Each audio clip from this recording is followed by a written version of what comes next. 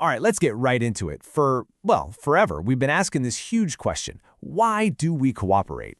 The easy answer is that we're good people, that it's about altruism. But what if the real secret is something a lot darker, more strategic?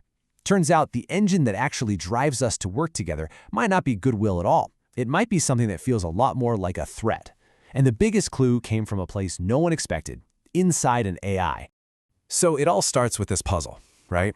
We all know cooperation is a good thing. I mean, society is built on it. But we also know just how fragile it is, how quickly it can fall apart.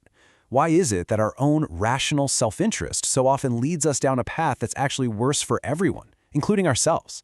It's not just some weird flaw in our personalities. It's a deep, fundamental paradox of strategy. And this table right here, the classic prisoner's dilemma, shows it perfectly. Just look at the numbers. No matter what the other guy does, you're always a little better off if you betray them, if you defect. But, and here's the trap, if you both follow that same cold logic, you both end up with zero. You both lose.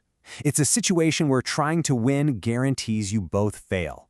So to try and crack this code, researchers turned to a pretty unlikely place. They didn't study people, they studied artificial intelligence. And what they found?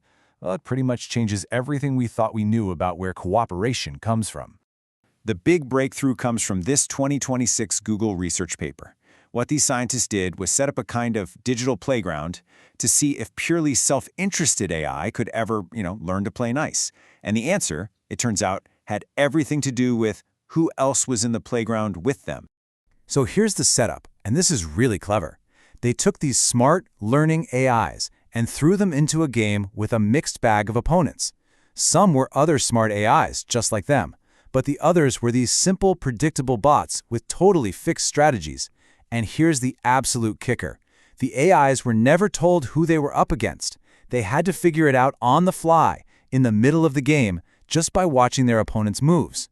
And that one little rule, that uncertainty, it unlocked this hidden mechanism. A kind of three-step domino effect that made cooperation just appear, spontaneously. Not out of kindness, but out of pure, cold self-interest. It's something way more primal than just being nice. The first domino to fall is a concept called in-context learning. Okay, the easiest way to think about this is like social intelligence for an AI. It's the ability to read the room, or in this case, read your opponent, and change up your strategy right then and there to get what you want. You're not changing who you are fundamentally, you're just adapting. You become a kind of digital chameleon.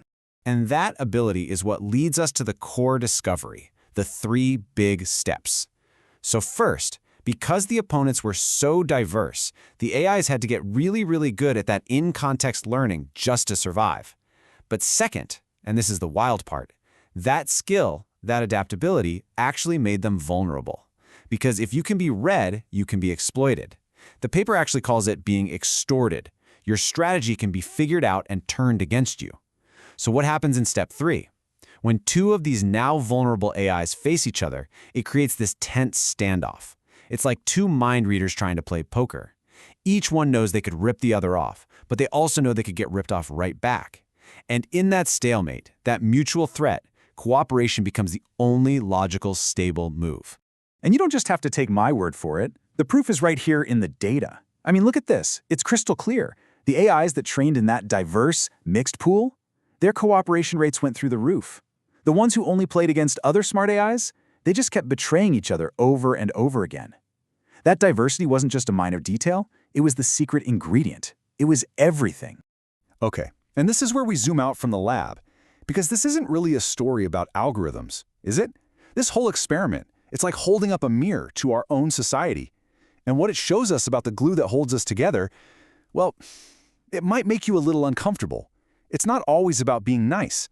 This one sentence from the analysis of the study, it just nails it. It completely reframes how we think about cooperation. It's not some moral high ground we choose, it's a strategic calculation. It suggests that the stability we rely on every day isn't built on a foundation of trust, but on a tense balance of power, a standoff where we all keep each other in check. And once you see this pattern, you start to see it everywhere. Think about it. The social contract, it's not just a nice idea. We agree to the rules because we're all vulnerable to the chaos if we don't. business dealings, the threat of getting a bad reputation or being cheated back keeps most people honest. And on the world stage, the terrifying logic of mutually assured destruction is literally cooperation born from the ultimate mutual vulnerability. So that leads us to the most important question of all. If mutual vulnerability is the engine that powers cooperation, what happens when that engine breaks down? What happens when one side figures out how to make themselves invincible? This, right here, is the whole ball game.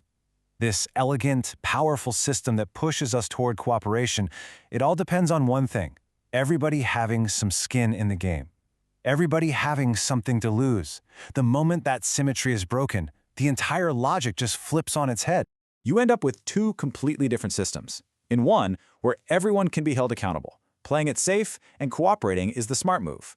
But in the other system, where one side is totally insulated from the consequences, the incentive flips. Why would you cooperate when you can exploit the other side with zero fear of reprisal? That's when the whole foundation of cooperation just starts to crack. Now, in our world, the paper points out one of the most powerful ways to break this symmetry: extreme wealth. It can be used to systematically buy your way out of being vulnerable, to build a shield that insulates you from the legal, economic, and social consequences that affect everybody else. And that brings us to the final, critical point. When one group can no longer be extorted back, when they're shielded from accountability, their incentive to cooperate just evaporates. Now, this isn't a moral judgment about character. It's the same cold, hard logic that the AI discovered. And an imbalance like that doesn't just hurt the vulnerable party, it poses a systemic risk to absolutely everyone. Which leaves us with this final, really unsettling thought to chew on. If this AI model is right, if the very glue holding our societies together is this delicate balance of mutual threat, then what happens when that glue starts to dissolve? What happens to all of us when the one thing forcing us to work together just fades away?